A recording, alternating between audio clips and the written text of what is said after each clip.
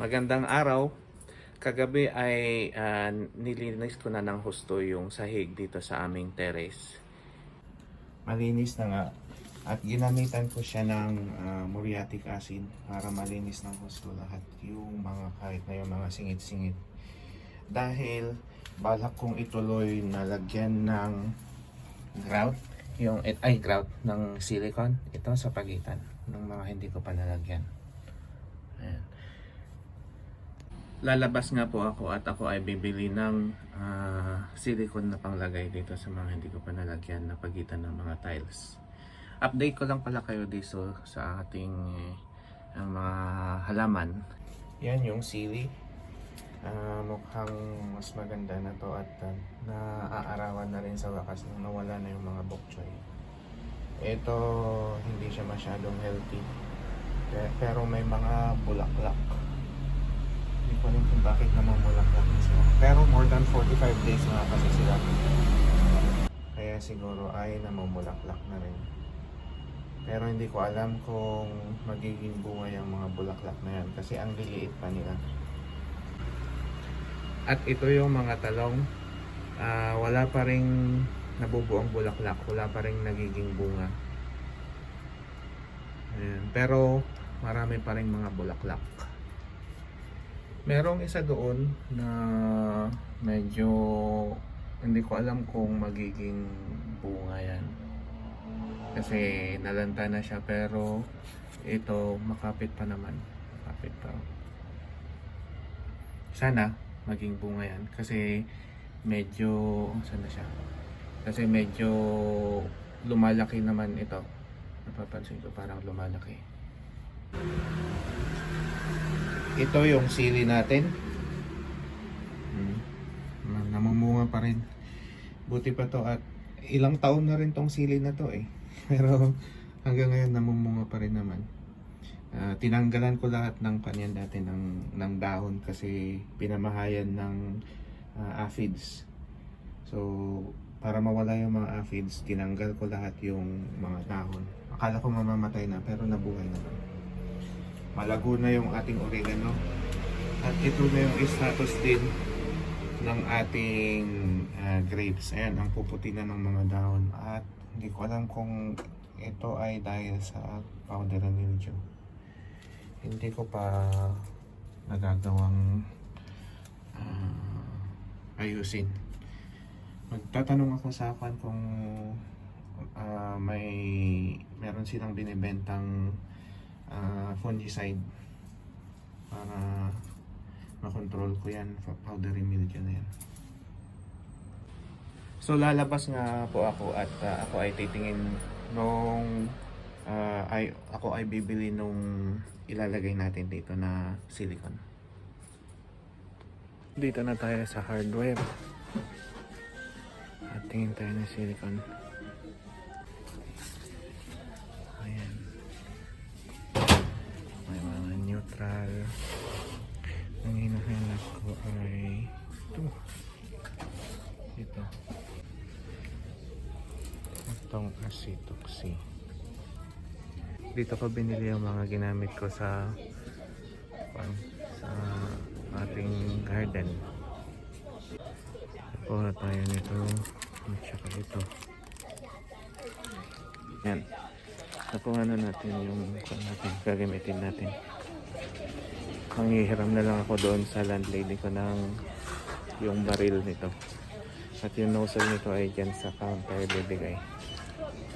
Tingnan natin at Yes. And this is just for glass. glass. Yes. For glass and which kind? Concrete. What? Concrete. Concrete. Yes.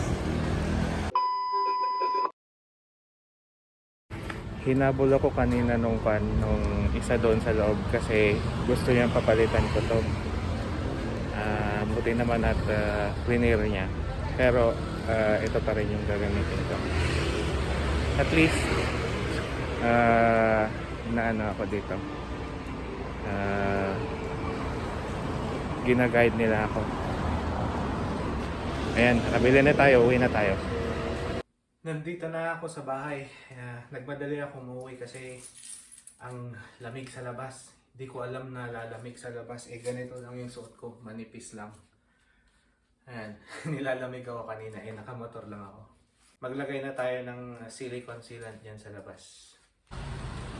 Umpisa na natin ang paglalagay ng silicone. Pero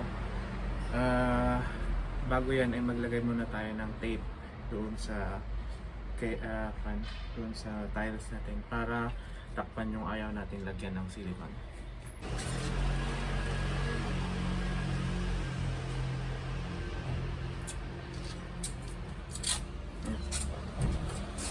Bali pa isa-isa lang muna yung lagay ko.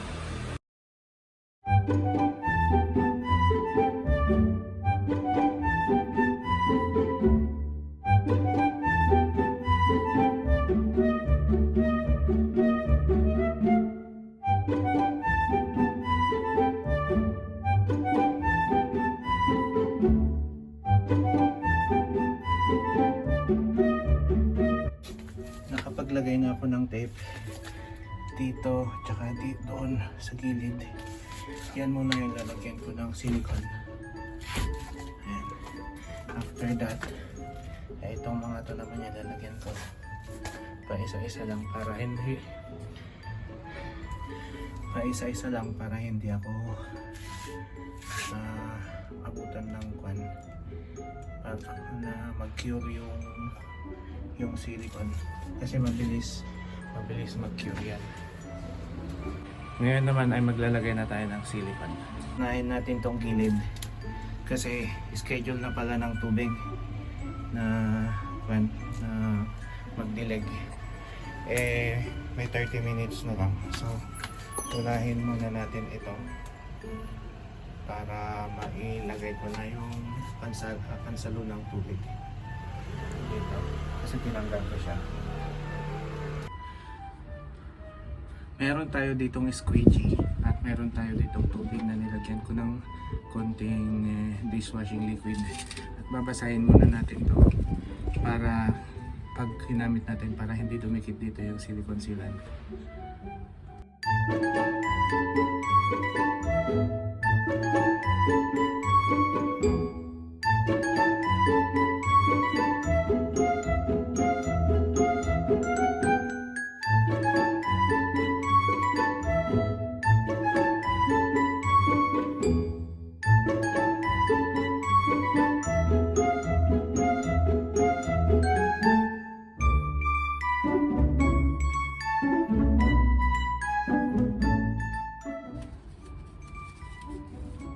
Yan, tapos na yung isa.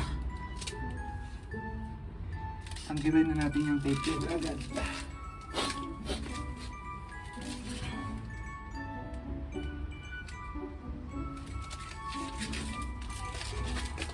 Pakita ko lang pala yung itsura niya bago ko tanggalin sa yung tape. Yan na yung itsura niya habang mayroon pang tape. Ngayon ay tatanggalin na natin yung tape.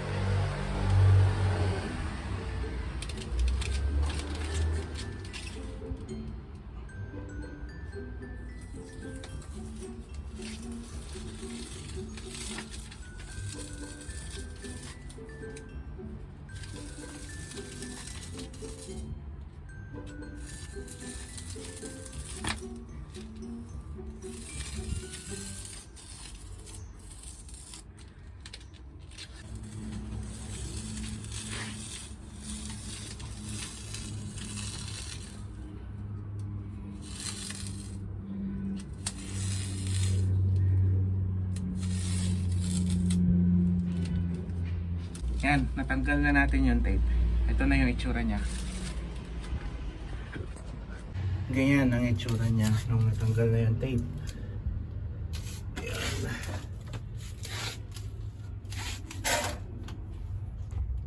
Yan.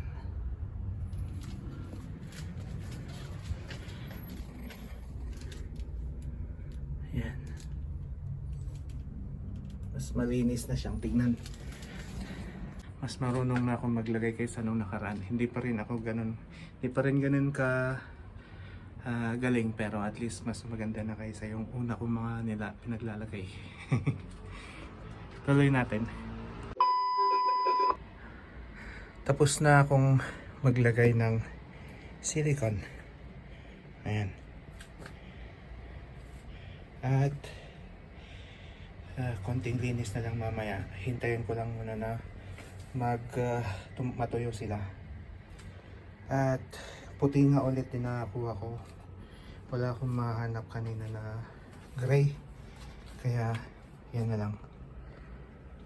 Puti. Multicolored na yung aking pagitan ng tiles. At maganda siyang tignan ngayon na bagong lagay. Pero ewan ko, mahirap siyang linisin pag nagtagal kasi tingnan nyo itong una kong puting nalagay ay ganyan na yung itsura. Kahit na siguro linisin ko ng linisin yan ng muriatic acid, balang araw magiging madumi yung kulay ng puti. Magmamansya ng kulay lupa. Ayan, 6:30 na, so tapos na rin naman, kaya hihintayin ko na lang na matuyo nga ito, tapos final linis na lang ito. Pinagpawisan ako. Malamig sa labas pero sa ginawa ko pinagpawisan ako. Paano ang sikip-sikip, kaya ang hirap gumalaw. Na-strain yung mga muscles sa paggalaw mo kasi nga kinokontrol mo lahat yung bawat galaw mo na hindi mo maapakan yung mga nilagay mong bagong silicone, na hindi mo masira yung mga tanim o hindi mo magulo yung mga pinaglalagay natin dyan. Kaya medyo natagalan dahil sa mga yan.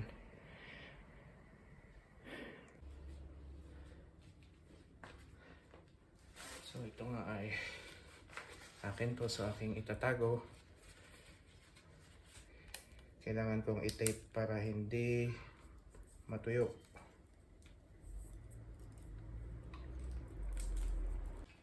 So kanina na-explain ko na hinabol ako nung isang nagtitinda doon sa store.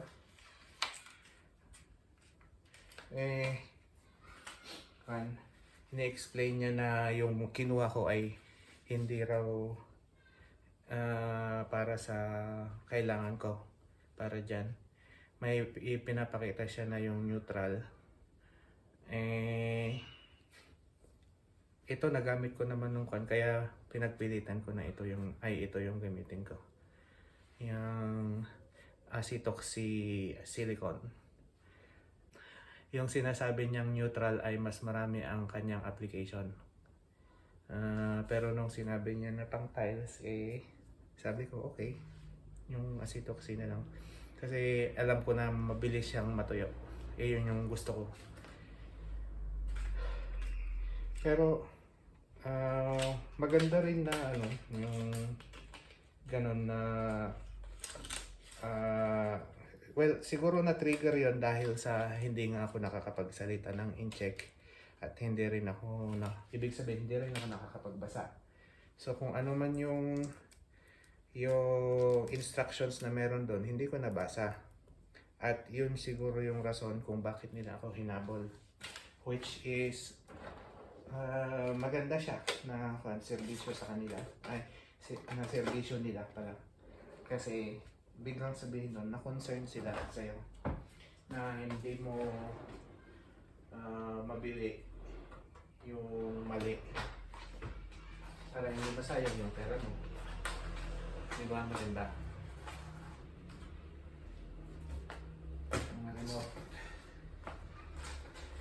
ating below.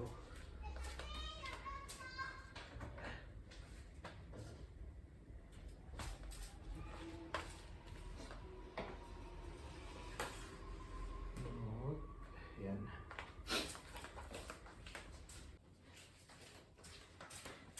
Maingay yung mga bata. Pakita ko. Naglalaro sila kahit gabi na.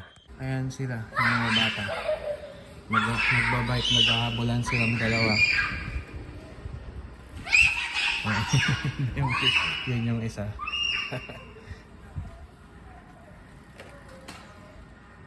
Ayan.